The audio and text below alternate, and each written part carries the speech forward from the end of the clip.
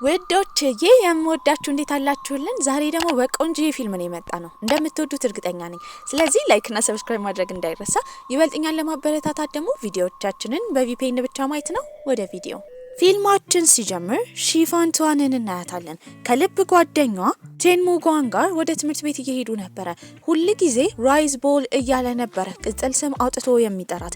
ቤታቸው የሚለያየው በአንድ ግርግዳ ብቻ ነበረ። የልብ ጓደኛቸው ሌላኛው ደግሞ ቼንዚ ይባል ነበረ። ሁል ጊዜ በተመሳሳይ መንገድ ነበረ ወደ ትምህርት ቤት የሚሄዱት። ሳይክላቸውን መሬት ላይ ሲጥሉ ደግሞ የሚሰበስበው የክፍሉ ጎበዝ ተማሪ ጎቡ የሚባለው ልጅ ነበረ። 11ኛ ክፍል ሲገቡ ነበረ ባይሃይቿን ከተባለ አዲስ ተማሪ የአይን ፍቅር ያዛት። ባይቻን ደግሞ እዛው ክፍላቸው ውስጥ ከምትማር ወይኩ ከምትባል ልጅ ጋር ይተዋወቅ ነበረ። ልጅቷም እሱን በማወቋ በጣም ትኮራ ነበረ። ክፍል ውስጥም በሚቀመጡበት ጊዜ ሺፋን የደረሳት ከባይሃይ ጋር እንደሆነ ስታቅ በጣም ደስ ብሏት ነበረ። ከኋላ ደግሞ ሙጓንግ ይቀመጣል። ታዲያ ባይሃን ከዚህ በፊት ታውቀው ነበረ። እሱም አንድ ቀን ስልክ ስትሰረቅ አድኗት ነበረ። እሱ ግን ይህንን ነገር አያስታውስም። ታዲያ አጠገቡ በመቀመጧ በጣም ደስ ብሏታል። ኋላ ያለው ሙጓንግ ግን ጸጉሯን እየጎተተ እያስቸገራት ነበረ።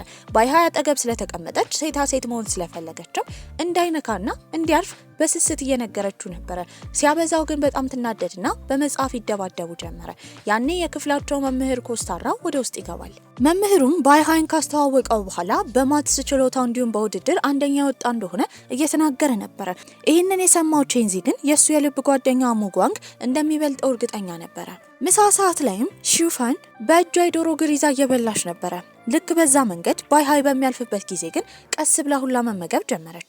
ይህንን ያየው ሙጓንግ ያንን ልጅ ባየች ቁጥር ጸባዩ በጣም እየተቀየረ እንደሆነ ይናገራል። እሷ ግን ምንም አልመሰላትም። በመቀጠልም ጓደኛቸው ቼንዚ የሚጠጡትን ፋንታ አምጥቶላቸው አብረው እየጠጡ ነበር። ሙጓንግ ከአባቱ ሱቅ ብዙ ነገሮችን ይወስድ ነበረ። አባትየው ግን ለሱ ምንም አይነት ነገር አይፈቅድለትም። የሚፈቅድላት ግን ለሺፋን ነበረ። ይህንን የሚያየው ሙጓንግ ሁሌ ይናደዳል። ታዲያ ትክክለኛ ልጁ እሱ ይሁን እሷ ይጠይቀው ነበረ። ከትምህርት ቤት ከወጡ በኋላ ሁሌ ምግብ ለመብላት አንዲት ትንሽዬ ሬስቶራንት ይሄዱ ነበረ። እዛም ምግብ እየበሉ እያለ ታውቃለህ አይደል ባይሃይን ባየሁት ቁጥር አንተ ይበልጥ እያስጠላኸኝ መጣህ። ቆይ አንቺ አታፍሪ? ከዛ ልጅ ጋር እያመሳሰልሽ ነው። ይህን ስኪን እንዴት እንደማምር እኔ ለማየት እንኳን ሴቶች ቢሰለፉ ከዚህኛው ድልድይ እስከዛኛው ድልድይ ድረስ ይደርሳል። እሷም እየሳቀች ነበረ። እናቷ በመንገድ ስታልፍ ስታይ ግን ወዲያው ሳይክሉን ይዛ በፍጥነት ወደ ቤት ነበር የሄደችው። ለአባቷም ቤቱን ማጽዳት እንዲጀምር ነግራው ነበረ። እናትየው ስትመጣ አባትየው ቤቱን እያጸዳ ነው። ልጇ ደግሞ ቁጭ ብላ እያጠናች ነበረ። ነገር ግን እናትየው የያዘችውን አትክልት ኪችን ለማስቀመጥ ስትሞክር ቤቱ ዝርክርክ ብሎ ነበረ። በዚህም ትጮሃለች። ያኔ ሺፎን ቶሎ ብላ ኤርፎን ነበር ያደረገችው። ታዲያ ሙጓንግም ቆሻሻ ለመጣል በወጣበት ጊዜ ሺፎንም ከቤት ወጥታ ነበረ። ነገር ግን የሙጓንግ አባት ከአንዲት ሴት ጋር እያወሩ ነበረ። ይህንን ሲያይ በጣም ይናደዳል። እንደ ከፋው ያየችም ሺፎን አይዞህ አባትህ እኮ ምግብ መስራት አይችልም፣ ወይዘሮ ወይን ደግሞ ምግብ በጣም ትወዳለች። ስለዚህ ሁለቱ መቼም አንድ ላይ አይሆኑም። ቤትም ከገባ በኋላ አባትየው አፕል እየሰጠው ነበረ። እሱ ግን እምቢ ይላል። ታዲያ ከወይዘሮ ወይን ጋር ግንኙነት ሊጀምር እንደሆነ ከሷ ጋር ልጅ እንደሚኖረው እየጠየቀው ነው። ምንም የተወሰነ ነገር እንደሌለ አባትየው ለማስረዳት እየሞከረ ነው። ታዲያ ግን ሙጓንግ የሱን የአባት ስም ከሌላ ልጅ ጋር መጋራት አይፈልግም ነበረ። በቀጣይ ቀን ክፍል ውስጥም ቁጭ ብላ ስዕል እየሳለች ነበረ። መምህሩም ያገኛታል። እሱን እንደምትስለው ነበር የጠየቃት። በማስከተልም ክረምት ላይ ሃፌ ሜጋዚን ወደ ተባለው ቦታ ጽሑፏን ለማድረስ እንደሄደች ትምህርቷን ማትከታተለው ታዋቂ ጸሐፊ መሆን ስለምትፈልግ እንደሆነ እየጠየቃት ነበረ። በዚህ ነገር በጣም ነበር የተናደደችው። ያንን ሚስጥሯን የሚያውቀው ሙጓንግ ብቻ ነበረ። ለመምህሩ እንደነገረው አስባለች። የድሮም ይታይ ጀመረ። እሷ የተለያዩ ድራማ ይዘት ያላቸው የፍቅር ፊልሞችን መጻፍ ትወድ ነበረ። በዚህም የተነሳ ሃፌ ለተባለው ድርጅት ታመለክታለች። አብሯት ሲረዳት የነበረው ሙጓንግ ነበረ። እሷም ስኬታማ ከሆነች የሰርጉን ወጪ እሷ እንደምትሸፍን እየነገረችው ነው። በመጨረሻም ደብዳቤ ይላክላታል። በአካል መታ እንድታናግራቸው የሚጠየቅ ነበረ። በዚህ ነገር በጣም ነበር ደስ ያላት። እናትየው ባትፈቅድም አባትየው ያጠራቀመውን ገንዘብ ሰጥቷት ወደ ቦታው ነበር ሄደችው። እዛም እንደሚያስተምሯት እየነገሯት ነበረ። ያላወቀችው ነገር ግን ሰዎቹ አጭበርባሪ እንደሆኑ ነው። የመጀመሪያ ክፍያውን ከከፈለች በኋላ ወደ አንድ ቦታ እንድትሄድ ነግሯት፣ እዛ ስትሄድ ግን ቦታው ሬስቶራንት ነበረ። እየተጭበረበሩ እንደሆነ ነበር የተነገራት። በተመሳሳይ ሁኔታም አንድ ልጅ እዛው ተጭበርብሮ ነበረ። በዚህ ሁሉ ውስጥ በጣም ስላዘነች የደወለችው ለሙጓንግ ነበረ። እያለቀሰችም የተፈጠረውን ነገር ትነግሯለች። እሱ ወደ ቦታው እስኪመጣ ግን ሌቦች ስልኳን ሊሰርቋት ነበረ። ያኔ የረዳት ባይሃይ የሚባለው አሁን አዲስ ተማሪ ሆኖ የገባው ልጅ ነበረ። ሙጓንግን በመጣ ጊዜ ለማንም እንዳይናገር አስጠንቅቀው ነበረ። ታዲያ ወደ ከተማቸው ከመሄዳቸው በፊት ቦታውን እየጎበኙ ነው። እሷም የሙሽራ ልብስ መልበስ ፈልጋ ነበረ። በዚህም ባህላዊ የሙሽራ ልብስ ለብሳ ፎቶ ትነሳለች። ፎቶውን ለማሳጠብ ብዙ ገንዘብ ስለሌላቸው እሷ የጠየቀችው ትንሹን ብቻ ነበረ። እሷ ከሄደች በኋላ ግን ሙጓንግ ተመልሶ በትልቁ የእሷን ፎቶ አሳጥቦት ነበረ። በዚህ ሰዓት ግን ወደ ቤታቸው መመለስ አይችሉም። እዚሁ ለማደር አልጋ ይከራያሉ። ታዲያ ያላቸው ብር ትንሽ ስለሆነ የተከራዩት አልጋ አንድ ብቻ ነበረ። እሷ አልጋው ላይ ስትተኛ እሱ ሶፋ ላይ ነበር የተኛው። እሱም በተኛበት ጊዜ የሙሽራ ቀሚሱን ለብሳ ፊቱን ስትነካው እያለመ ነበር። ታዲያ እሷም ያኔ ቢምቢዎችን እያባረረች ስለነበረ በጥፊ መታው ነበረ ከህልሙ ያነቃችው። በዚህም ቢምቢዎቹ የበሏትን ቦታ መድኃኒት እንዲያደርግላት እየጠየቀችው ነበረ። እሱም ወዲያው የሴት ትከሻ እንደነካ ትዝ ሲለው ግን ይደነግጥና ያቆማል። ሁለቱም እንቅልፍ መተኛት ከብዷቸው ነበረ። በዚህም እሷ ሳይንስ ትምህርት ላይ በጣም ጎበዝ እንደሆነ ታዲያ እሱን ትቶ ለምን ወደ ሶሻል ሳይንስ እንደገባ እየጠየቀችው ነበረ። ታዲያ እሱም ራይዝ ቦልን የጠየቃት ነገር ስታድግ ምን መሆን እንደምትፈልግ ነበረ። ያው በዚያ አያያዛችን እኔ ጽዳት ሰራተኛ ሆናለሁ፣ አንተ ደግሞ ዘበኛ ትሆናለህ። እሷን በተኛችበት ጊዜ ፎቶውን ከቦርሳው አውጥቶ ከእሷ ጋር እያስተያየ ፈገግ እያለ ነበረ። ወደ ትምህርት ቤትም እንመለሳለን። ታዲያ እንደተታለለች የሰሙ ተማሪዎች እንዳለ እያሾፉባት ነበረ። ብቻዋንም ቁጭ ብላ ሳለ የመጣው ባይሃይ ነበረ። በዚህም ያደረገችው ነገር ልክ እንደሆነ በዚህ እድሜዋ ህልሟን ለማግኘት መልፋት ትልቅ ነገር እንደሆነ እየነገራት ነበረ። ሁለቱ ቁጭ ብለው ሲያወሩ ያየው ሙጓንግ ግን እየሮጠ መሀላቸው ይገባል። እሷንም የጠየቃት ነገር አዲስ የሚጽፉት ስነ ጽሁፍ ስላለ እንድትጽፍለት የቤት ስራ እንዳልሰራ እየነገራት ነበረ። ታዲያ ባይሃይ አጠገብ ቁጭ ብላ መቆጣት ስላልፈለገች ግን እሺ ትላለች። ክፍልም ከገቡ በኋላ ያንን ጽፋ ለመምህር እንደሰጠች ለሙጓንግ እየነገረችው ነበረ። እሱም በጣም ደስ ይለዋል። ታዲያ መምህሯም የተጻፉ ስነ ጽሁፎች እንዳለ ቆንጆ እንደሆኑ ከሁሉም የወደደችው የሙጓንግን እንደሆነ በመናገር መድረክ ላይ ወጥቶ እንዲያነብ ነበር የተጠየቀው። በሚያነብበት ጊዜ እየተንቀጠቀጠ ነበር ሲያነብ የነበረው። ጽሁፉም ትንሽ ወጣ ያለ ነበረ። በዚህም ተማሪዎች እንዳለ እየሳቁበት ነው። ታዲያ እሱም እንዲህ መሳቂያ ለምን እንዳደረገችው እየጠየቃት ነበረ። ልታወራው እንኳን አልፈለገችም። ወደ ቤትም አብረው እንደማትሄድ ትናገራለች።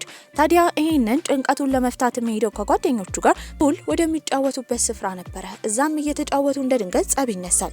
ምንም ሳይፈራ ሙጓንግ መሀል በመግባት ሰዎቹን እንዲያቆሙ ነግሯቸው ነበረ። ገና ለገና ይደባደባሉ ብለው ቢያስብም ሰዎቹ ግን ምንም ሳይሉ ከዛ ወጥተው ነበረ። እነሱን ግን የሚያቸው አንድ ሰውዬ ተደብቆ ነበረ። እሷም ሁሌ ስትበላ ስቅ የሚል ስሜት ይሰማት ነበረ።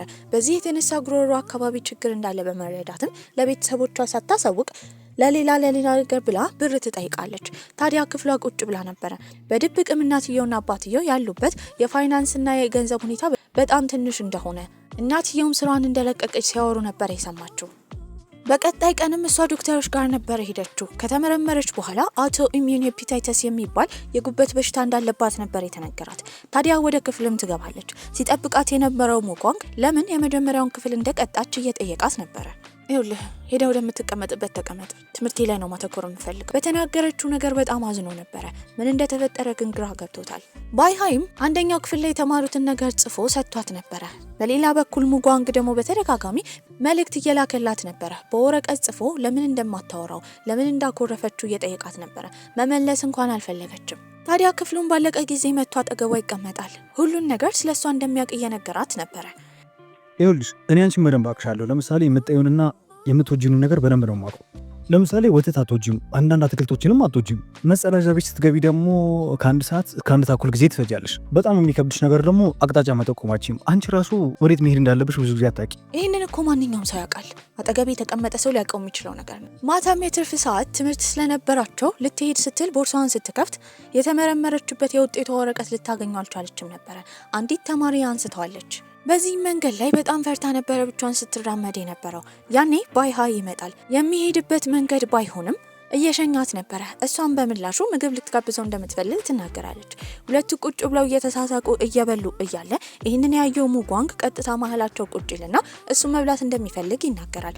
ሊያልቅ አካባቢ አንድ የቀረውን ስጋ አንስታ የሰጠችው ለባይሃይ ነበረ። ሙጓንግም ይናደዳል። ታዲያ በቀጣይ ደግሞ ባይሃይ በምላሹ እንደሚጋብዛ ሲናገር ሙጓንግም አብሯቸው እንደሚመጣ ነበር የተናገረው። በቀጣይ ቀን ክፍል ስትገባ ግን ሁሉም ሊያዩት እንኳን አልፈለጉም። ግማሹ ይሸሿት ነበረ። መምህሯ በምታስተምርበት ጊዜ ሊንሹ የተባለችም ልጅ ከወንበሯ ትነሳና ሄፓታይተስ የሚባለው በሽታ ተላላፊ እንደሆነ ጠይቃታለች። መምህሯ ግን ከትምህርታቸው የወጣ ስለሆነ እንደማትመልስ ነበር የተናገረችው። ሁሉም ተማሪዎች እሷን ሊጠጓት አልፈለጉም። በዚህ ምሳ ሰዓት ራሱ አልመጣችም ነበረ። ይህንን የሰማው ሙጓንግም ምንም አይነት በሽታ ቢኖርባት እሱ ከልጅነት ጀምሮ የልብ ጓደኛዋ ስለሆነ ማወቁ እንደማይቀር እየተናገረ ነው። ተማሪዎቹ ተላላፊ ይሆናል ብለው ነበር ይሸሿት። ታዲያ ምሳም ስላልበላች ይዞላት የመጣው ሩዝ ነበረ። እሷ ግን መብላት እንደማትፈልግ ትናገራለች። ባይሃይ ግን ምግብ ይዞላት ሲመጣ እሺ ብላ ሳንዱቹን በልታ ነበረ። ይህንን ያየው ሙጓንግ በጣም ይናደዳል። በቀጣይ ቀንም ትምህርት ቤቱ ስለሷ እየተወራ ነበረ። ወንድ ተማሪዎቹ እያሾፉባት እንደሆነ በተረዳ ጊዜ ይደባደብ ጀመረ። ርዕሰ መምህሩ ቢሮም ይጠራል። ጎበዝ ተማሪ በመምታቱ መምህሩ እየተቆጣው ነበረ። እኔ ምንም አይመስለኝም። እሷን የነካ ሰው አይደለም የገላመጣ ሰው ባይ ራሱ ከመደብደብ ወደ ኋላ አይደለም። ይህንን ነገር የሰማችው ሺፎንም ትጠጋለች። እውነት ታማሚ እንደሆነች ነበር የተጠየቀችው። እሷም ተማሪዎች የሚያወሩት ሙሉ ለሙሉ እውነት ባይሆንም አውቶኢሚዩን ሄፓታይተስ እንዳለባት ያ ግን ተላላፊ እንዳልሆነ ነበር የተናገረችው። ይህንን የሰማው ሙጓንግ በጣም ይደነግጣል። ጎትቶም ወደ ቴራሱ ነበር የወሰዳት። ለምን እስካሁን እንዳልነገረችው እየጠየቃት ነበረ። ታዲያ እሱም በሽታው እንደሚድን ይጠይቃታል። እሷም እንደሚድን ብዙ ፊልም ከማየቱ የተነሳ የማይድኑ በሽታዎች ብቻ እንዳሉ እንደሚያስብ እየነገረችው ነበረ። ታዲያ እሱም ቀጣይ ክትትል እንድታደርግ ብር እያጠራቀመ እንደሚሰጣት ይነግራታል። በዚህም ስራ ለመስራት ነበር ያሰበው። ጓደኛው ቼንዚን ብዙ ጊዜ ፑል ወደሚጫወቱበት ስፍራ ስራ ስለሚሰራ እዛ እንዲሰራ ጥያቄ አቅርቦለት ነበረ። ማናጀሩ ኦሁ ይባል ነበረ። ሳቂታ እንደሆነ ሙጓንግን ሲያየው እንደሚቀጠር ይናገራል።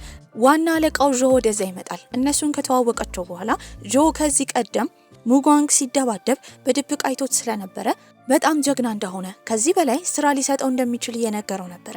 እሱ ግን ለብር ብሎ ምንም አይነት ህገወጥ ነገር ውስጥ መግባት እንደማይፈልግ በመናገር አለቃውን ያመሰግነዋል። በመንገድ ላይ በሚያልፍበት ጊዜ የሱ አባትና የሺፎን አባት አንድ ላይ ቁጭ ብለው እየጠጡ ነበረ። ታዲያ የሱ አባትም ልጅ ስለሰጠው እያመሰገነው ነበረ።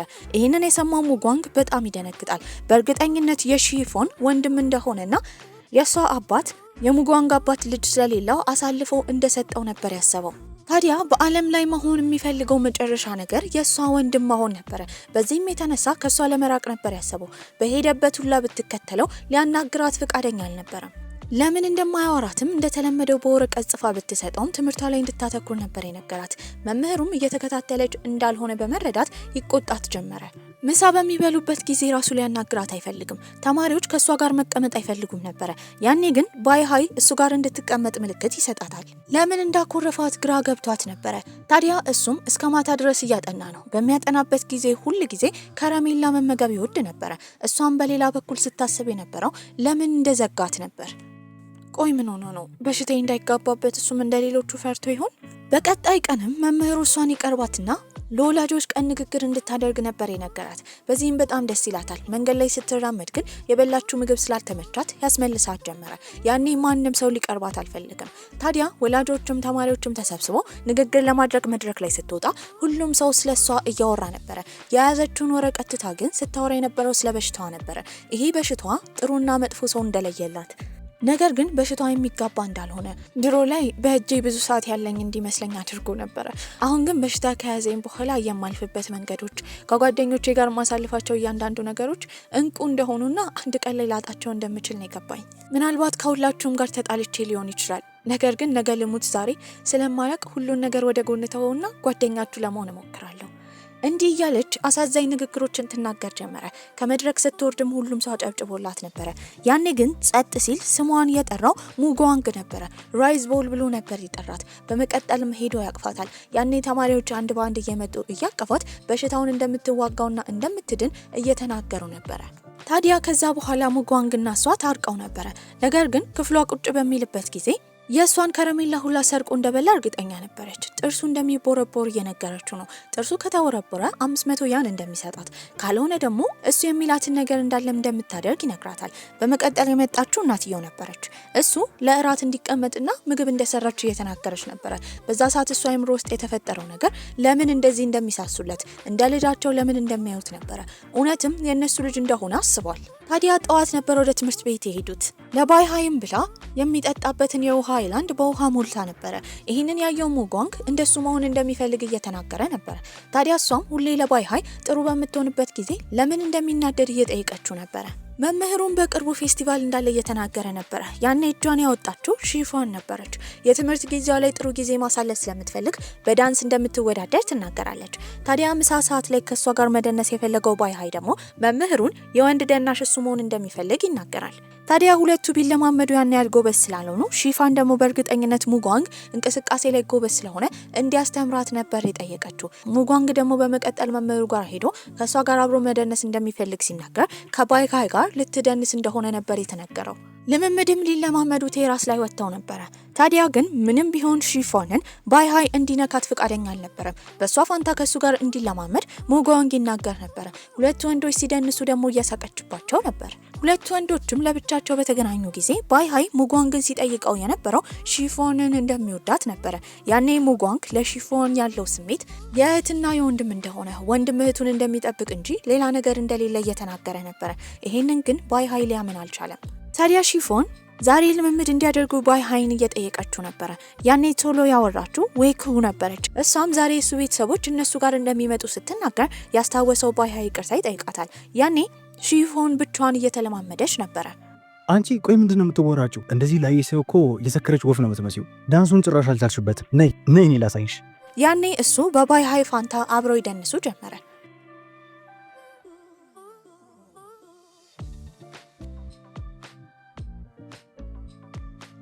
ጠዋትም ተነስታ እየደነሰች ነበረ። እግሯንም ወለም ይላታል። በመስኮት ያየው ሙጓንግም እየሮጠ ሄዶ እግሯን ያሽላት ጀመረ።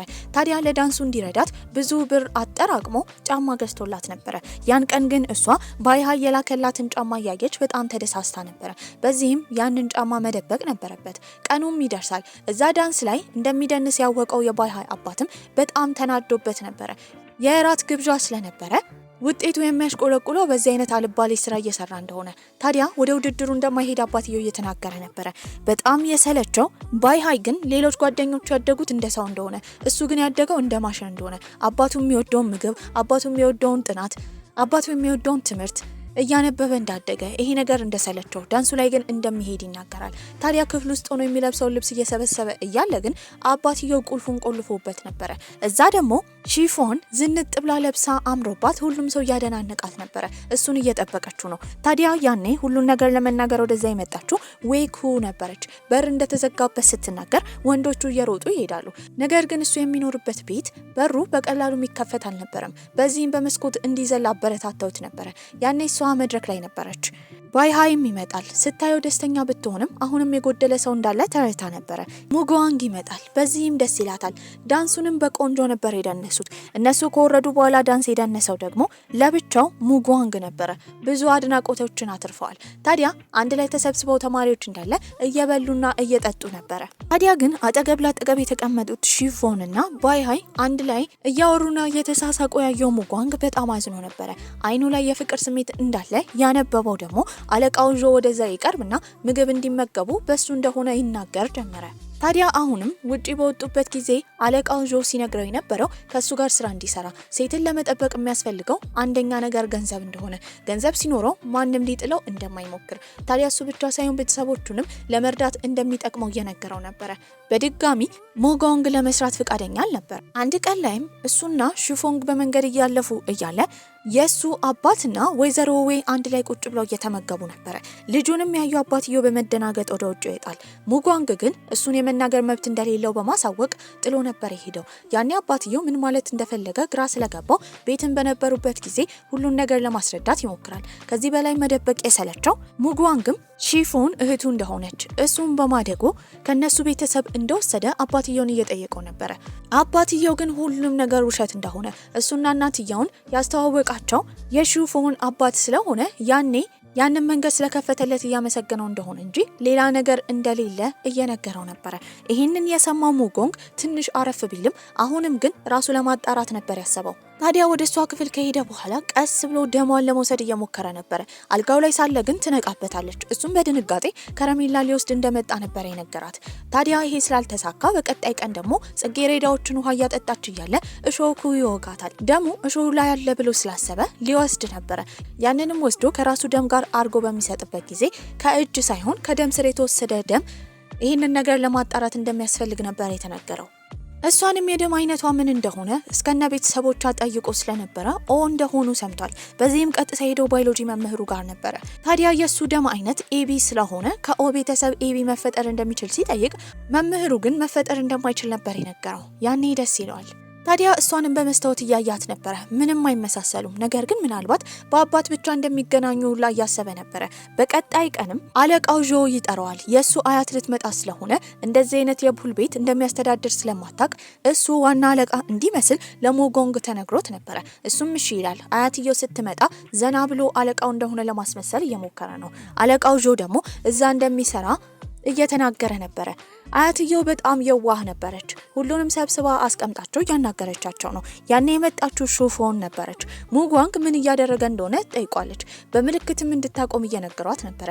ተረድታም እሺ ትላለች። ሁሉንም አስቀምጣቸው አያትየው የተቀቀለ እንቁላል ከመገበቻቸው በኋላ ትሄዳለች። ታዲያ አለቃው ዦም ሲናገር የነበረው እንደዚህ አይነት ስራ ውስጥ መሳተፍ እንደማይፈልግ፣ ነገር ግን ያለችው አያቱ ብቻ እንደሆነች፣ እሷን ለማስተዳደር ገንዘብ እንደሚያስፈልገው፣ ልክ የእሷን የተቀቀለ እንቁላል ሲበላ ልጅ እንደሆነ እንደሚሰማው እየተናገረ ነበረ። ሙጎንግም ሁሉን ነገር ተረድቶ ነበረ። ሁለቱ አብረው እንደሚሰሩ እያወሩ ነው። ነገር ግን ኦህዊ የተባለው የአለቃ ዦ የልብ ጓደኛ የነበረው ልጅ ይህንን ሲሰማ በጣም ይናደዳል። በቀጣይ ቀን ትምህርት ቤት ውስጥ 4 ወንዶች እየተቆጡ ነበረ። በዚህም ሙጓንግ ለምን ከሱ በላይ ላለች ሴት የፍቅር ደብዳቤ እንደጻፈ መምህሩ እየጠየቀው ነው። እንደ ድንገት በዛ ስታልፍ የሰማችው ሺፎንም በጣም ተናዳ ነበረ። ታዲያ እሱንም ትጠይቀዋለች። እውነት ደብዳቤውን እንደጻፈ ስትጠይቀው አዎ ነበር ያላት። በዚህ በጣም ተናዳ ነበረ። ታዲያ ክፍል ውስጥ በሚማሩበት ጊዜ መምህሯ ፍቅር ምን እንደሆነ እየጠየቀቻቸው ነው። አንዳንዱ ተነስተው ልክፍት እንደሆነ፣ አንዳንዱ ደግሞ ሱስ እንደሆነ አንድ በአንድ እየተናገሩ ነበረ። ታዲያ መምህሯም ስትናገር የነበረው ፍቅር በምን እድሜ እንደሚይዝ እንደማይታወቅ፣ ነገር ግን ከያዘ ያ ነገር ደግሞ ከትምህርት ጋር የሚያስተጓጉል ከሆነ መግለጽ እንደሌለባቸውና በውስጣቸው ይዘውት ጊዜ በሚደርስበት ጊዜ እንዲናገሩ እየመከረቻቸው ነበረ። ታዲያ ረፍት ሰዓት ላይም የሱ ጓደኛ ይመጣና ያመሰግነው ጀመረ። ደብዳቤው የተጻፈው ለሱ ነበረ። መምህሩ ግን ሙጓንግ እንደጻፈ ቢያውቅም እሱም ቢቆጣውም ቢቀጣውም እውነቱን ስላልተናገረ ጓደኛው እያመሰገነው ነበረ።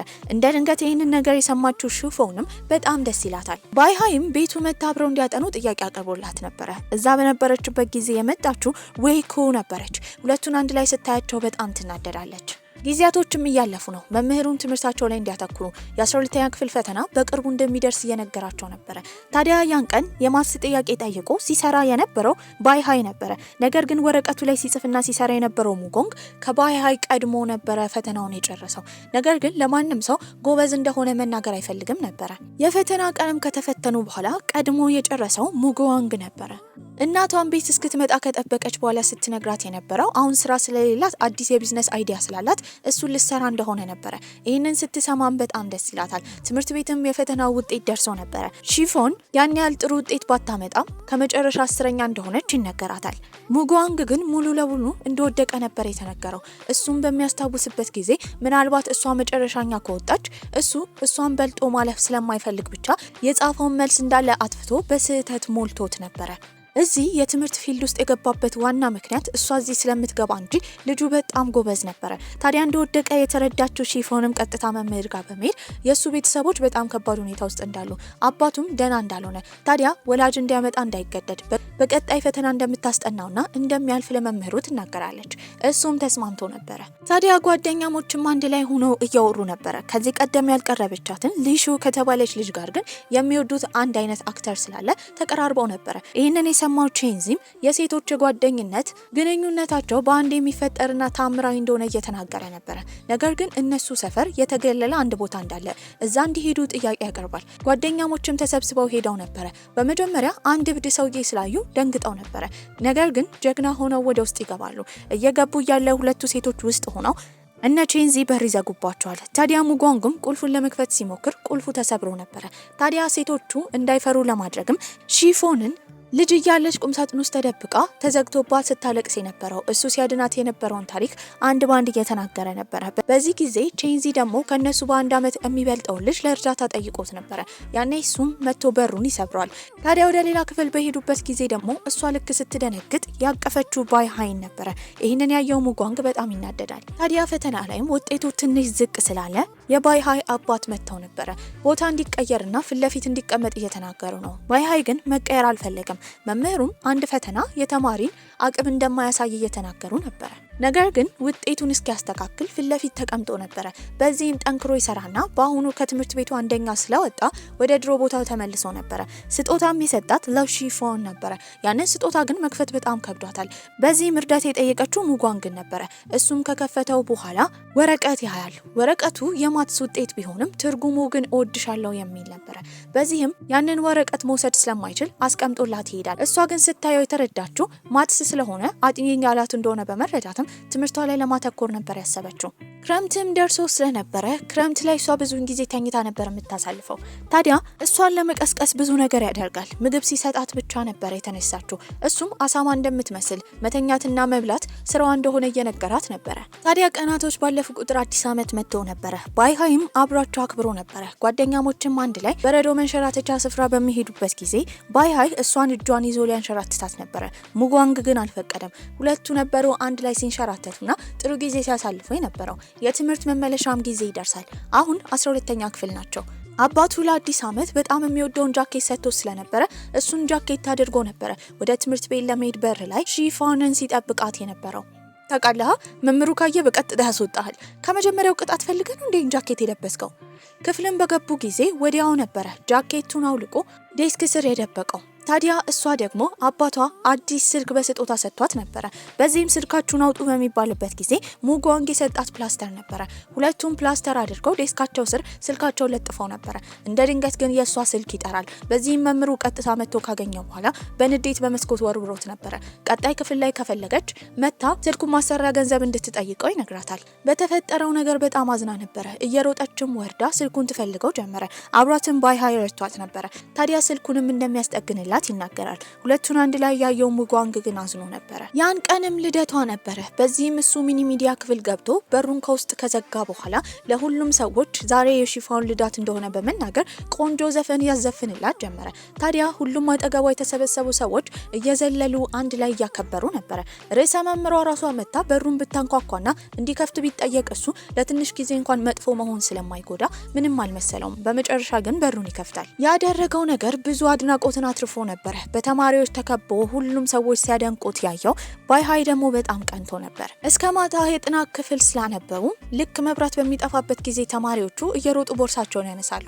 መልሶ መብራት ሲመጣ ግን መምህሩ እንዲቀመጡ ቢነግራቸውም ግማሹ ተማሪ ወጥቶ ስለነበረ ምንም ማድረግ አልቻለም። ታዲያ ባይሃይም ሺፎንን ያስቆማታል። ሲጠይቃት የነበረው ወረቀቱን እንዳነበበችውና እንደገባት ነበረ።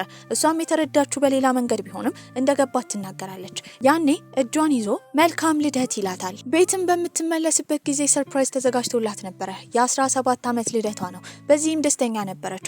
ሙጓንግም እንደ ስጦታ የሰጣት ከዚህ ቀደም ድሮ ላይ ጆሮ ጌጧ በጠፋ ጊዜ እንደዚች አይነት ጌጥ እሰጥሻለሁ ብሎ ቃል ስለገባላት ያንን ቃሉን ነበር ያከበረው። ክፍል ውስጥም እየተማሩ እያለ ግን እሷ ራሷን ትስታለች። ታዲያ ይዟትም ሄደው ወደ ሆስፒታል ነበረ። በጣም ፈርቶ አጠገቧ ለረጅም ሰዓት ተቀምጦ ነበረ። ዶክተሮቹ ግን ራሷን የሳተችው በሄፓታይተስ በሽታዋ ሳይሆን በደም ማነስ እንደሆነና በጭንቀት እንደሆነ ነበር የተነገረው። እንደዛም ቢሆን ግን ለረጅም ሰዓት አጠገቧ ቁጭ ብሎ ነበረ። በጣም ፈርቷል። ቤተሰቦቿም በሽታ እንዳለባት አሁን አውቀው ነበረ። ታዲያ መደበቋ ስህተት እንደሆነ እሷን ለማዳን ገንዘብ ባይኖራቸው እንኳን ጉድጓድ ቆፍረው ልጃቸውን እንደሚያድኑ እየተናገሩ ነበረ።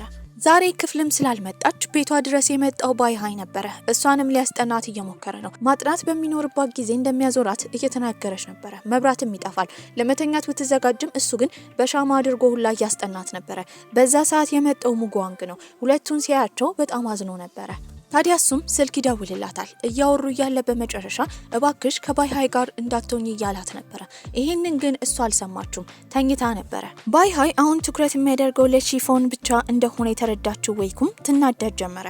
ይኸውልሽ ባይሃይ በጣም የዋሰ ነው። ሲቀጥል ደግሞ ሀብታም ነው። ለሱ እንኳን አንቺ አትመጥኚው። በህመምሽ ሀሳብሽ ልትጠቀሚበት እንደሆነ ታስታውቂያለሽ። ይኸውልሽ እኔ የሀብታም ነገሮችን ማላቅ በሆነ እንኳን ቤተሰቦቼ በድህነት ሲያሳድጉኝ ለሌላ ሰው ተክተሽ አታውሪ ብለውኛል። እንደዚህ አይነት ነገር ካሰበ እሱ መጥቶ ይናገረኝ። ይህንን ያየችው ዌይኩን በጣም ትናደዳለች። ቀጥታ የሄደችው አቶ ዦ ጋር ነበረ። በዚህም ሺፋንን እንዲያስፈራራላት ነበር የጠየቀችው። እሱ ግን እምቢ ይላል። ገና ተማሪ እንደሆነችና እንደዚህ አይነት መጥፎ ነገር አይምሮ ውስጥ እንዳይኖር አስጠንቅቋት ነበረ። ይህንን ነገር የሰማው አሁዋው የሚባለው ልጅ ነበረ። ታዲያ እሱም ለትንሽ ገንዘብ ሺፋንን ለማስፈራራት ተስማምቶ ነበረ። በአጋጣሚ ግን ሙጓንግን ለመጉዳት አስበው ነበረ። ታዲያ እሷ በሳይክል እየነዳች እያለ እነሱ ይከቧታል። በመቀጠልም አግተዋት ነበረ። በሌላ በኩል ሙጓንግ ለረጅም ሰዓት እየጠበቃት ነው። ወደ ስልኳ በሚደውልበት ጊዜ አነሳው ሌላ ሰው ነው። የሄደችበትንም አቅጣጫ ነበር የነገረው። እሱም ወደ ተባለው ቦታ በሚሄድበት ጊዜ እሷ እያለቀሰችና እየጎተቱ እያንገላቷት ነበረ። ያኔ እሱ ያያታል። እየጮኸም እንዲያቆሙ እየነገራቸው ነበረ። ሳያስበው ግን ከጀርባ ይመታል። በዚህም እሱን ቴራስ ላይ አውጥተውት እሷ እያየች ይደበድቡት ጀመረ። እሷ ግን እንዲያቆሙ እየተናገረች ነው። በዚህም በጩኸት ስሙን እየጠራች ነበረ። ታዲያ እሷንም ሊደበድቧት ሲሉ ግን ዘሎ የሄደው እሷ ጋር ነበረ። ከላይ ሆኖ እሱ ይደበደብ ጀመረ። ችግር እንደሌለው እንደሚያድናት እንዳትፈራ እየነገራት ነበረ። በመጨረሻ ግን ራሱን ይስታል። የተወሰደውም ወደ ሆስፒታል ነበረ። እሷም ስቅስቅ ብላ እያለቀሰች ነው። ታዲያ ለብዙ ቀናት ኮማ ውስጥ ነበረ። ለብዙ ቀናትም ወደ ቤት ሄዳ እንኳን ልብሷን አልቀየረችም። ቤተሰቦቿ ግን ልብሷን እንድትቀይር ምናልባት ሲነቃ እንደዚህ ካያት እንደሚናደድ እየነገሯት ነበረ። እሷ ግን እምቢ ትላለች። የጥፋተኝነት ስሜት የተሰማት ዌይኩም ቀጥታ ሄደችው ሺፋን ጋር ነበረ። ይሄን ሁሉ ነገር ያደረገችው እሷ እንደሆነች ነገር ግን የተናገረችው ሺፋንን እንዲያስፈራሯት እንጂ ሙጓን እንዲጎዳ እንዳልፈለገች ትናገራለች። ታዲያ በዚህ ሁሉ ነገር ይቅርታ እንድታደርግላት እየጠየቀች ነበረ። እኔ ምንም ልመልስልሽ አልችልም። ብከስሽ ምናልባት እሱ ከኮማ ሲነቃ ይናደድ ይሆናል። ነገር ግን ሄደሽ ራስሽ ለፖሊሶች ተናገሪ እሺ። በመቀጠልም የመጣችው የእሷ እናት ነበረች። ቤተሰቦቹ ክስ እንዳይከሱ እየጠየቀች ነበረ። የሺፋን ቤተሰቦች ግን በጣም ተናደው ነበረ። በገንዘብ የሰውን ሕይወት መግዛት እንደማትችል ተናግረው ጥለዋት ይሄዳሉ። በመቀጠል ደግሞ የመጣው ባይሃይ ነበረ። ታዲያ ባይሃይም ከዚህ ቀደም ዌይኩ እንደዚህ አይነት አእምሮ ብስለት እንዳላት እንደማያውቅ ነገር ግን ምንም ቢሆን ልጅ እንደሆነች ስለምታጠፋ እንዳትከሰስ ነበረ ሺፋንን ሲጠይቃት የነበረው። ምን ማለት ነው? በዚህ መሀል እኮ እሱ ሊሞት ይችል ነበረ። እሺ ያኔስ አትከሰስ? ይህንን ለመናገር ነው እዚህ ድረስ የመጣኸው? ባደረገው ነገር በጣም ተናዳ ነበረ። ጥላውም ትሄዳለች። ታዲያ ከትንሽ ቀንም በኋላ እሱ ከኮማ ይነቃል። በዚህም በጣም ደስ ብሏ ስቅስቅ ብላ ማልቀስ ጀመረች። ቤተሰቦቹም በጣም ተደናግረው ሾርባ ለመስራት ግማሾቹ ሄደው ነበር። ታዲያ እሱም የሚያለቅስ ፊቷን እያየ እየሳቀባትና እያሾፈባት ነበር። ታውቃለህ አይደል ልጅቷን ድረስ እኮ አልከሰስኳትም። ይህን ሁሉ ያደረገችው ዌይኩ ነበረች። ከኮማ ስትነቃ ግን ምናልባት ይከፋል ብዬ ስላሰብኩ ነው ዝም ያልኩት። ታዲያ እሱም እሺ ይላታል። በሌላ በኩል አህዋም ይህንን ነገር እንዳደረገ ያወቀው ጓደኛው አለቃ ዦ በጣም ተናዶበት ነበረ። ሁለቱም ይደባደባሉ። እዛ ፑል ቤት ውስጥ አጋር ሆኖ መስራት እንደሚፈልግ ነገር ግን ሳያስበው ሙጓንግ የተባለ ትንሽዬ ልጅ መጥቶ የእሱን ቦታ እንደወሰደው እየተናገረ ነበረ። በዚህ መሀል ትልቅ ድብድብ ነበር የተፈጠረው። ያኔ ሁለቱም ተደባ አህዋ ግን ተጎድቶ ነበረ። በዚህም አቶ ዦ ፖሊስ ጣቢያ መሄድ ነበረበት። ታዲያ ጭንቅላቱን ከታከመ በኋላ ወደ እስር ቤት ሊወስዱት ሲሉ የተገናኙት ከሙጓንግ ጋር ነበረ። ወንድሙን ለትንሽ ሰዓት ማናገር እንደሚፈልግ በመናገርም እሱ እንደዚህ ቢጎዳም አህዋን ግን መልሶ እንደጎዳለት አሁን እሱ ታካሚ እንደሆነ እየተናገረ ነበረ። ታዲያ ለትንሽ ጊዜ እሱ መታሰር ስላለበት ፑል ቤቱ እንዲቆጣጠርለት በመናገር ወደ እስር ቤት ይሄዳል። ጥፋት እንዳጠፋች የገባትም ዌይኩ እንደምትታሰር ባይነገራትም ታዲያ ጥፋተኛ እንደሆነች አምና ነበረ። እዛ ትምህርት ቤት መቀጠል ስላልፈለገችም ትምህርት ቤት ተዘዋውራ ነበረ። በሌላ በኩል የሙጓንግ አባት ቀበቶን በሚሄድበት ጊዜ ቀበቶ በጣም ተበጣጥሶ ነበረ። ታዲያ እነሱም እየተዝናኑ በነበረበት ጊዜ አንድ ላይ ፎቶ ይነሳሉ። ከዚህ ቀደም የነበራቸው ፎቶ የትምህርት ቤት ብቻ ስለሆነ ቆንጆ ፎቶ እንዲነሱ ሀሳብ ያመጣቸው ሺፎን ነበረች። ታጥበውም ሲሰጣቸው ደስ ብሏቸው ነበረ። ሙጓንግም ወደ ትምህርት ቤት ይመለሳል። ብዙ አድናቂዎችን አግኝቶ ነበረ። አሁንም በቅናት ሲመለከት የነበረው ባይሃይ ነበረ። ታዲያ ከዛ ጊዜ ጀምሮ ባይሃይን ከዌይኩ ጋር ተመሳጥረ ሰርተዋል ብለው ተማሪዎች እንዳለ እያገለሉት ነበረ። ይህንን የሰማው ሙጓንግ ግን ፍቃደኛ አልነበረም። መልሶ ከሱ ጋር ጓደኛ ለመሆን ይሄዳል። ታዲያ ሁሉም ተማሪ ሲናገሩ የነበረው በድብቅ ቢሆንም እሱን እየተከታተሉት እንደነበረ። ሺፎንም ሁሉ ጊዜ ጧት እየመጣች የሱን ውሃ የምትሞላለት እሷ እንደነበረች ትናገራለች። ታዲያ ባይሃይና እሷን በሚያወሩበት ጊዜ ያኔ የሰጣትን ስጦታ መልእክቱ እንደገባት ይጠይቃታል። እሷ ግን በፍርሃትም ቢሆን አልተረዳውትም ከማለት ይልቅ ወረቀቱ እንደጠፋባት ነበር የተናገረችው። እሱም በራሱ አዝኖ ፈገግ ይላል። ከዚህ ቀደም እሺ ያለችው መስሎት ነበረ። ታዲያ እሷም እየሮጠች ሙጓንግን ለመፈለግ ትሄዳለች። በዚህም በእርግጠኝነት የሷን ልብ ያሸነፈው ሙጓንግ እንደሆነ ነበር የተረዳው። እሱን ለመፈለግ በሄደችበት ጊዜ ክፍል ውስጥ ቁጭ ብሎ ነበረ። የተቀመጠውን በጣም ከዝምተኛዋ አለቃ አጠገብ ነበረ። ታዲያ እሷ አንዳንዴ ዝም ማለት እንዳለባት ሌሎች ሴቶች ዝምተኛ እንደሆኑ እየነገራት ነበረ። በንግግሯ ኩርፋም ሺፋን ትወጣለች። ከክፍልም ሲወጡ አብሯት ወክ እያደረገ ነበረ። ያኔ በታገተችበት ጊዜ የእሷ ሳይክል ጠፍቶ ነበረ። ታዲያ እሱም ሆን ብሎ የእሱ ሳይክል እንዳላመጣ ይናገራል። ነገር ግን ትምህርት ቤት በር ላይ አቁሞት ነበረ። ከእሷ ጋር ወክ ማድረግ ስለሚፈልግ ነው። የእረፍት ጊዜያቸው ላይ ተማሪዎች አንድ ላይ ፒክኒክ ወጥተው ነበረ።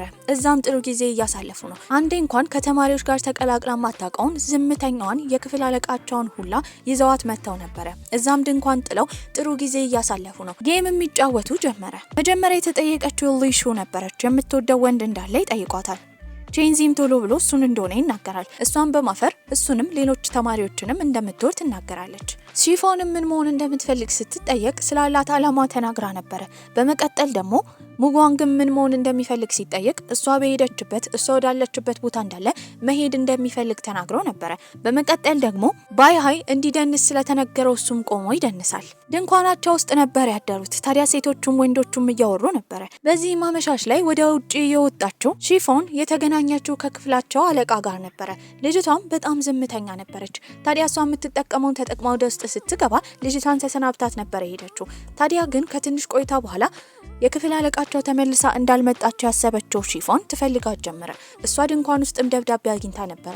ደብዳቤው ላይ ምናልባት ይህን ደብዳቤ በሚያገኙበት ጊዜ እሷ ሞታ እንደሚሆን፣ እስከዛሬ የብቸኝነት ስሜትና የጭንቀት በሽታ እንደነበረባት፣ አሁን ግን ጓደኞች ያላት ያህል እንደተሰማት፣ ታዲያ እንደዚህ በማድረጋቸው ብቻ የመጨረሻ ቀኗን እንዳሳመሩላት የሚያሳይ ነበረ። ከሙጓንግ ጋርም አንድ ላይ ሆኖ ይፈልጓት ጀመረ። እሷም የመጨረሻ ውሳኔ ለመወሰን ወደ ውሃ ውስጥ እየገባች ነበረ። ያገኛት ሙጓንግም ቀጥታ ሄዶ ከውስጥ ያወጣታል። በዚህም አጠገቧ ቁጭ ብለው ሲያወሩ ቤተሰቦቿ ትኩረት እንደማይሰጧት ብቸኛ እንደሆነች እየተናገረች ነበረ። ያኔ ደግሞ ሙጓንግ እሱ እናቱን እንደማያውቅ ያለው አባቱ ብቻ እንደሆነ በታመመ ባዘነ ጊዜ እናቱ ብትኖር ምኞቱ እንደሆነ ይናገራል። በዚህም ሺፎን ቀድማ ስላላወቀች ይቅርታ እየጠየቀቻት ልጅቷን ታበረታታት ጀመረ። በቀጣይ ቀንም ትምህርት ቤት በሚገቡበት ጊዜ ለትንሽ ጊዜ አለቃዋ እረፍት እንደወሰደች፣ ታዲያ በሷ ቦታ ጓደኛዋ እንደምትተካ ነበር የተነገራቸው። የትምህርት አቅማቸው እንዲበለጸግም 1 ለ5 መምህሩ አደራጅቶ ነበረ። በዚህም ሺፎን፣ ሙጓንግ፣ ባይሃይ እነ ቼንዚ አንድ ላይ ደርሷቸው ለማጥናትና ለመለወጥ ቃል እየገቡ ነበር። አለቃቸው ዦም ቅጣቱን ጨርሶ ወጥቶ ነበረ። እነሱም በጣም ደስ ይላቸዋል። ታዲያ የፑሉንም ቤት ለሌላ ሰው አስተላልፎ አያቱን ይዞ ወደ ሌላ ቦታ ሊሄድ እንደሆነ እየተናገረ ነበረ። ከዛም ከወጡ በኋላ እነሱ ወክ እያደረጉ ወደፊት ምን ማድረግ እንደምትፈልግ ይጠይቃታል። የሆነ በጣም የሚያምር ታቹ ካፌ የሆነ ቦታው በመስታወት የተሞላ የመጽሐፍ መሸጫ ቤት ፈልጋለሁ። ራሴን መጽሐፍ ፈልጋለሁ። እሱም ይሄን ከሰማ በኋላ እሱም አርኪቴክቸር እንደሚሆን ያንን ቤት ደግሞ እሱ እንደሚሰራላት ቃል እየገባላት ነበረ። አሁን ሰከንድ ሴሚስተር ሊደርስ ነበረ። በዚህም ተማሪዎች ለማጥናት እየሞከሩ ነው።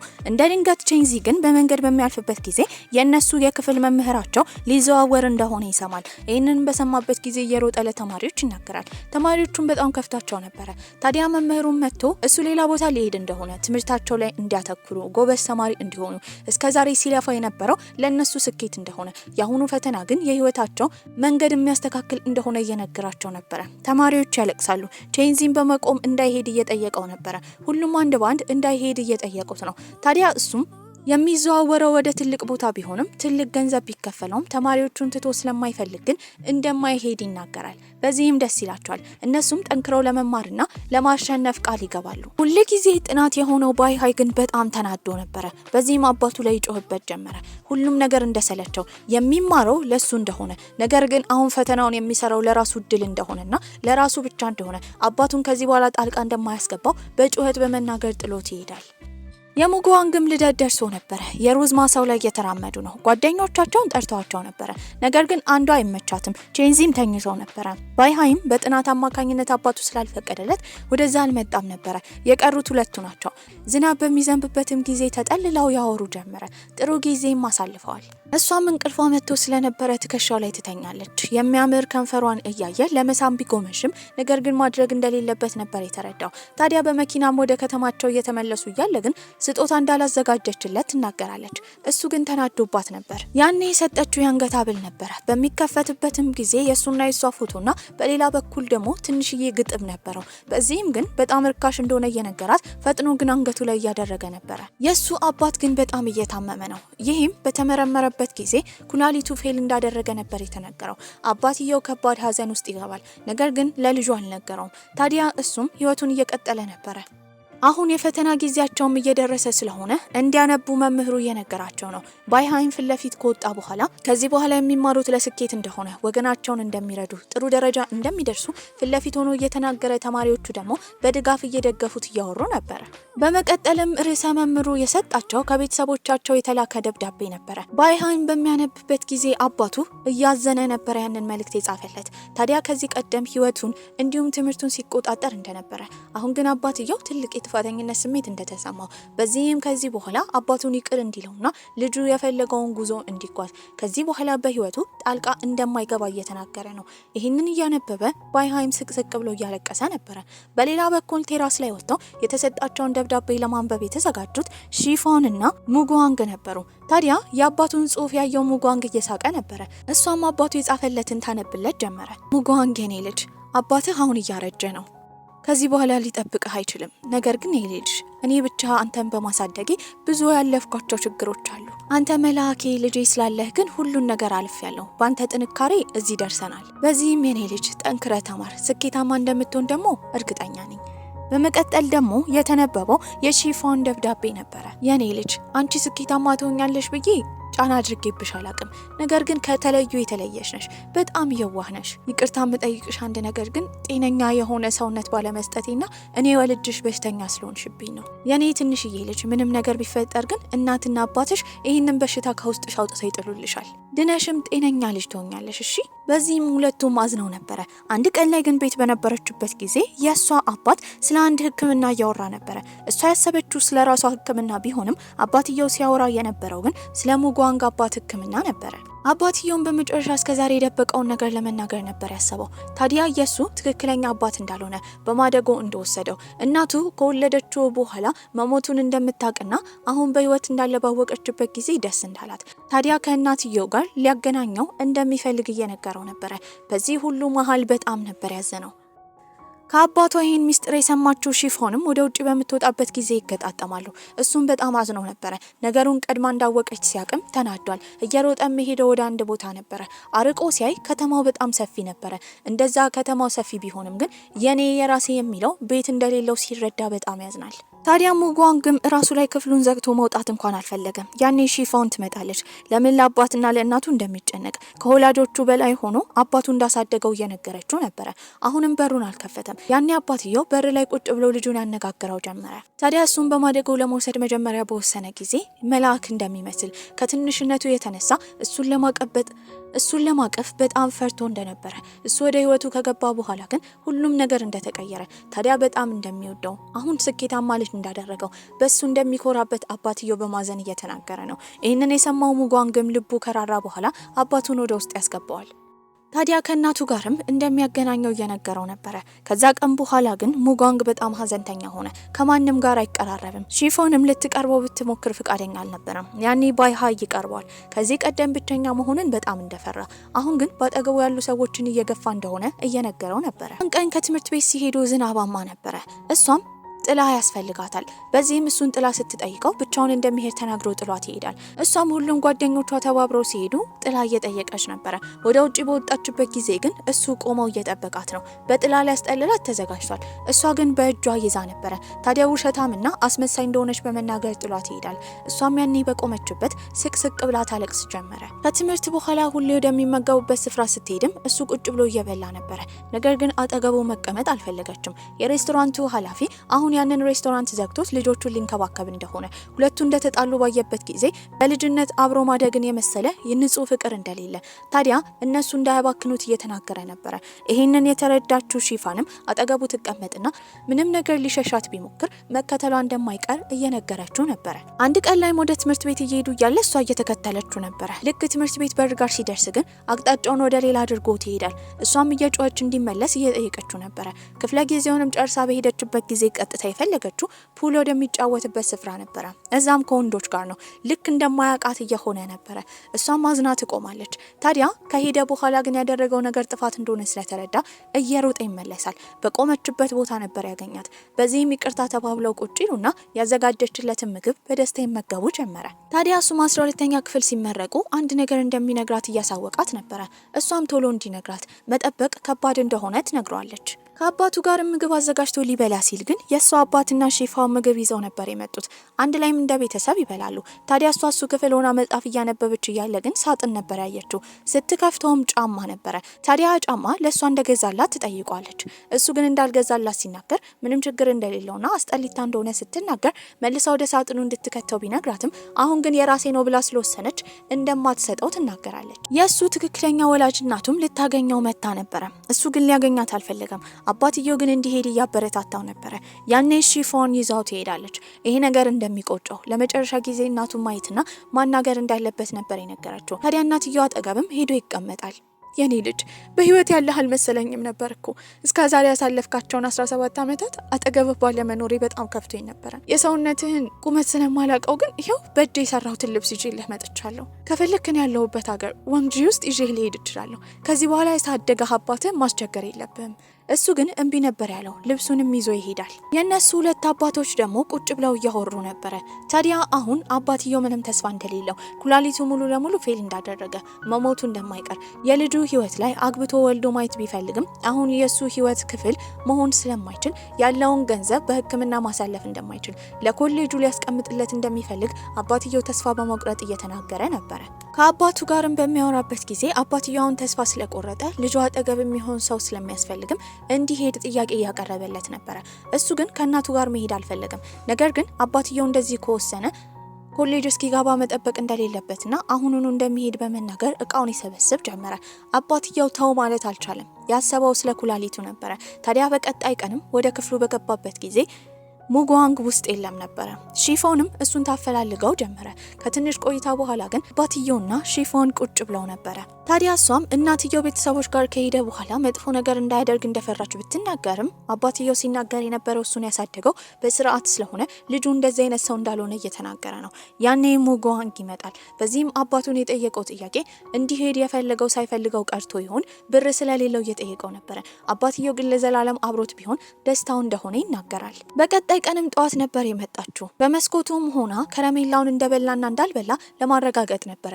ነገር ግን የሰጠችው ሙሉ ከረሜላ ነው። ታዲያ እንዳይከፍትና ክፈት ስትለው ብቻ እንደሚከፍት ነግራው ነበረ። በቀጣይ ቀንም የሰሙት አባትየው ሆስፒታል እንደገባ ነበረ። በዚህም ግን የተናገረው የኩላሊት ጠጠር እንደሆነ እንጂ ሌላ ምንም ነገር እንደሌለ ነበረ። ታዲያ ቀለል አድርጎም ሙጓንግ አይቶት ነበረ። የሆነ ነገር እንዳለ የጠረጠረችው ሺፎንም ኋላ ትቀራለች። ዶክተሮቹን ሄዳ እንደምትጠይቅ እውነቱን እንዲነግሯት እየተናገረች ነበረ።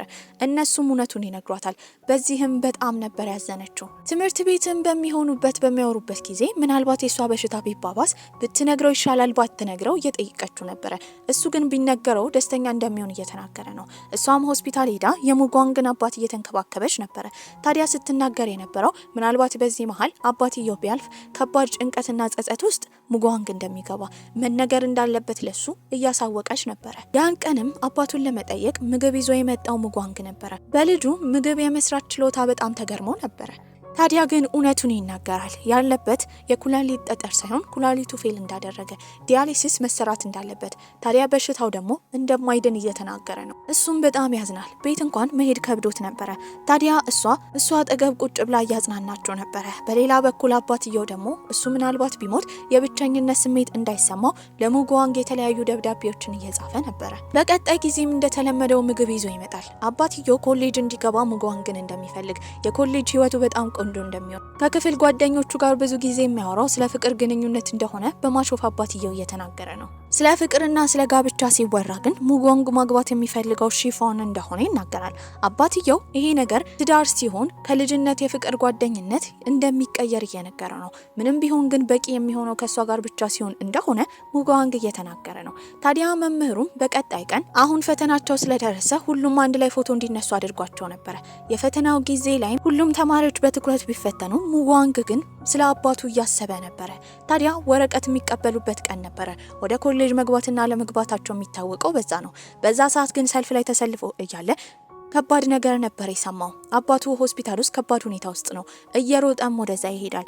አባትየው ከመሞቱ በፊት ሲያስብ የነበረው ልጁ ወደ ኮሌጅ እንዳለፈ የሚያሳየውን ወረቀት ይዞ መጥቶ ሲያሳየው እንደነበረ ነው። ታዲያ ሙጓንግ በሰዓቱ ሲደርስ ግን አባቱ ሞቶ ነበረ። በጣምም ብቸኛ ይሆናል። ከቀናት በኋላ ቤት በነበረበት ጊዜ የሚበላው ነገር አጥቶ ፍሪጁን በከፈተበት ሰዓት አባቱ ከዚህ ቀደም ሰርቶት የነበረውን ኪሚቺ ነበር ያየው። ታዲያ ከዚህ ቀደም ጨዋማ ስለሆነ መብላት ባይፈልግም አባትየው ድሮ ላይ ሁሌ እንዲበላና ቆንጆ እንደሆነ ያበረታታው ነበረ። አሁን ምንም አማራጭ ስለሌለው አባቱ የሰራለት የመጨረሻ ምግብ ስለሆነ ይመገብ ጀመረ። የሺፎን ቤተሰቦችም እሱ ጋር ይመጣሉ። ታዲያ አባትየው ሲነግረው የነበረው የእሱ አባት ኮሌጅ ገብቶ ማየት ትልቅ ምኞቱ እንደሆነ፣ አሁን ሺፎንን ለሕክምና ወደ ኒውዮርክ ይዘዋት ሊሄዱ እንደሆነና አብሮ እንዲሄድ ጥያቄ ነበር የቀረበለት። በዚህም እሱ እንደሚያስብበት ይናገራል። በሌላ በኩል እሷ ደግሞ ወደ ኒውዮርክ ልትሄድ ቤተሰቦቿ እንዳዘጋጁላት፣ እዚህ ኮሌጅ ከተማረች ምንም አይነት የስራ አማራጭ እንደማይኖራትና ወደዛ ሄዳ ብዙ እድል እንደሚኖራት፣ ታዲያ ሕክምናውም እንደሚደረግ ቢነገራትም እሱን ትታ መሄድ ግን ጭራሽ አልፈለገችም ነበር። ታዲያ እነሱም ለሱም ጥያቄ እንዳቀረቡለት ስትሰማ ግን ደስተኛ ትሆናለች። እየሮጠችም የሄደችው እሱ ጋር ነበረ። ታዲያ ኒውዮርክም ሲሄዱ የት እንደምትወስደው ምን አይነት ጊዜ እንደሚያሳልፉ እያወራቸው ነበረ። እሱ ግን ጓደኛው ጋር ነበር የሄደው። ለቼንዚም ሲነግረው የነበረው ከአባቱ ከተማ መውጣት እንደማይፈልግ፣ ታዲያ እዚህ መቆየት እንደሚፈልግ እየተናገረ ነበረ። ያለበት ሀዘን በጣም ከባድ ነው። እሷም በደስታ ልብስ እያዘጋጀች ነበረ። ቤተሰቦቿ ሊዋሻት ስላልፈለጉ ግን ሙጓንግ እንደማይሄድ ይነግሯታል። ቆይ ምን ሆናችሁ ነው? ብር አንሷችሁ ነው? እሱን ይዛችሁት መሄድ ስላልፈለጋችሁ ነው አንድ የምትሉት? እሱ ካልሄደ ደግሞ እኔም አልሄድም። ልታናግረው ትሄዳለች። ታዲያ ቀድሞ ለምን እውነቱን እንዳልነገራት እየጠየቀችው ነበረ። ይኸውልሽ እኔ በሽተኛ ሴት አልፈልግም። አንቺ መታከም አለብሽ። ሲቀጥል ደግሞ ሂጂና ዩኒቨርሲቲ ትምህርትሽን ተማሪ። በሽታሽ ማይደን ከሆነ ከኔ ጋር መቆየት የለብሽም። ይህንን ያደረገው ቆርጣ እንድትሄድ ለማድረግ ነበረ። ከዛ ንግግር በኋላ ትልቅ የልብ ስብራት ውስጥ ገብታ ነበረ። አባቷም ይህን ስለተረዳ እያጽናናት ነበረ። ነገር ግን ለመኖር ግድ እሷ መዳን እንዳለባት፣ ታዲያ እውነት እጣ ፈንታ ሁለቱ እንዲሆኑ ከፈለገች ደግሞ አድገውም ቢሆን እንደሚገናኙ እየመከራት ነበረ። ታዲያ ሳትፈልግም ከዚህ ሀገር መሄድ ነበረባት። ጓደኞቿም የሽኝት ፕሮግራም አዘጋጅተውላት አንድ ላይ እየበሉና እየጠጡ ነበረ። ታዲያ ባይሃይም በመጨረሻ በጣም አዝኖ እያለቀሰ መልካም ህይወት እየተመኘላት ይሰናበታታል። መንገድ ላይ ስትራመድ ደግሞ ሰክራ ነበረ። ትንሽም እያለቀሰች ነው። ያኔ እንድትረጋጋ ሙጓንግ ይነግራታል። ውጪ በምትሄጂበት ጊዜ ግን ራስሽን በደንብ ጠብቂ እሺ። ምግብሽንም በደንብ ብይ እሺ። አንተም ደግሞ ብዙ ከረሜላ እንዳትበላ፣ ደግሞ ሌላ ሴት እንዳስም እሺ። እሱም እሺ ይላል። ታዲያ በቀጣይ ቀን መሄድ ነበረባት። ሻንጣውን ካዘጋጀች በኋላ እሱ የሰጣትን ትንሽዬ ጌጥ እያየች ነበረ። ታዲያ ወጥቶ እንኳን አልተሰናበታትም። መስኮቱ ጋር በመሄድም እንዲከፍትላት በተደጋጋሚ ስሙን እየጠራች እያንኳኳች ነበረ። መስኮቱ እንኳን አልተከፈተም። እሱ ታች ቁጭ ብሎ ስቅስቅ ብሎ እያለቀሰ ነበረ። ከሄደች በኋላ ከክፍሉ ይወጣል። ከቼንዚ ጋር በሚያወሩበት ጊዜ ቼንዚም የተለያዩ ሴቶችን እያሳየው ነበረ። እሷ እኮ አቅጣጫ እንኳን መጠቆም አትችልም። ቆይ ሌላ ሀገር ሄዳ እንዴት ነው የምትቆየው? ብዙ ሴቶችን ልደረድርልኝ ትችላለህ፣ ማንም ግን ከሷው ጋር አይስተካከልም። በቃ እኔም ወደው እሷን ብቻ ነው። እሷም ወደ ኒውዮርክ ትሄዳለች። መጸዳጃ ቤት በነበረችበት ጊዜ ግን ቦርሳዋን ስትከፍት ያገኘችው ደብዳቤ ነበረ። ደብዳቤው ላይም የሚለው ይህን ደብዳቤ ካገኘችው በሰላም ወደ ኒውዮርክ አርፋ ይሆናል። ታዲያ እሱ ያልተሰናበታት ምክንያቱ እሷ ስታለቅስ ማየት እንደማይፈልግ፣ ህይወቷን በስነ ስርዓት እንድትኖር ብታገባ እንኳን እንዳትረሳው፣ ታዲያ ሁለቱ መገናኘታቸው እንደማይቀር የሚያሳይ ደብዳቤ ነበረ። በዚህም ሁለቱም በጣም አዝነዋል። ጊዜያቶችም ያልፋሉ። በመሃል ግን ያወሩ ነበረ። አሁን እሱ ታዋቂ አርኪቴክተር ሆኖ ነበረ። ነገር ግን ከሷ ጋር ማውራት ያቆመው ከ2 ዓመት በፊት ሌላ ስታገባ ነበረ። ከብዙ ጊዜያቶችም በኋላ ከኒውዮርክ ተመልሳ ነበረ። የድሮ ቤቱን እያየችም ድሮ ያሳለፉትን ጓደኛዋ ሙጓንግን እያስታወሰች ነበረ። በሀዘን ተውጣለች። ታዲያ እሷ ከዛ ከሄደች በኋላ ደግሞ ሌላ ከተማ ሲኖር የነበረው ሙጓንግ ወደዛ ይመጣል። ቤቱንም እያየው ነበረ። ሁሌ እዛ የሚመጣው አባቱን ለማስታወስና ሰንደል ለማውራት ነበረ። ታዲያ ግን ከረሜላውን ያያል። እሷ የሰጠችው ከረሜላ ነበረ። እንዳይከፍተው ስለነገረችው እስከዛሬ አልከፈተውም። ነገር ግን ከረሜላውን ለመብላት በሚከፍትበት ጊዜ ውስጡ ያገኘው ወረቀት ነበረ። ወረቀቱ ላይም ስለሱ ብዙ ነገር ጽፋለች።